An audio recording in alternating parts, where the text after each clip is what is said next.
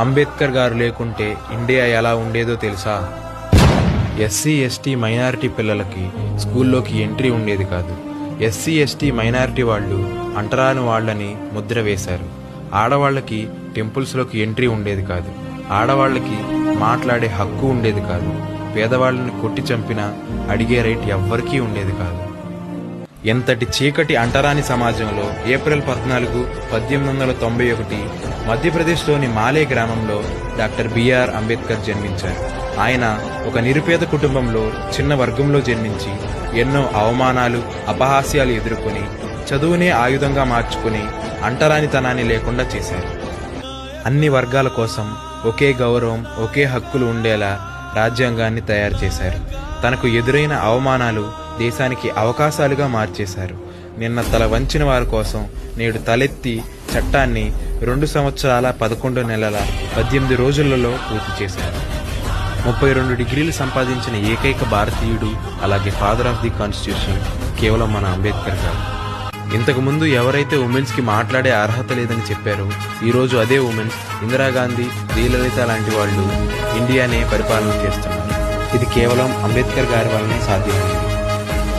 Don't listen to what others say, just keep going on your path. One day your success will prove them wrong. Follow your dreams, not other opinions.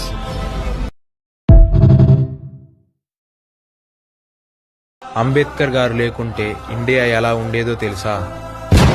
SC ST minority పిల్లలకి స్కూల్లోకి entry ఉండేది కాదు. SC ST minority వాళ్ళు అంటరాని వాళ్ళని ముద్ర వేశారు. ఆడవాళ్ళకి టెంపుల్స్లోకి entry ఉండేది కాదు. ఆడవాళ్ళకి మాట్లాడే హక్కు ఉండేది కాదు. పేదవాళ్ళని కొట్టి చంపినా అడిగే రైట్ ఎవ్వరికీ ఉండేది కాదు.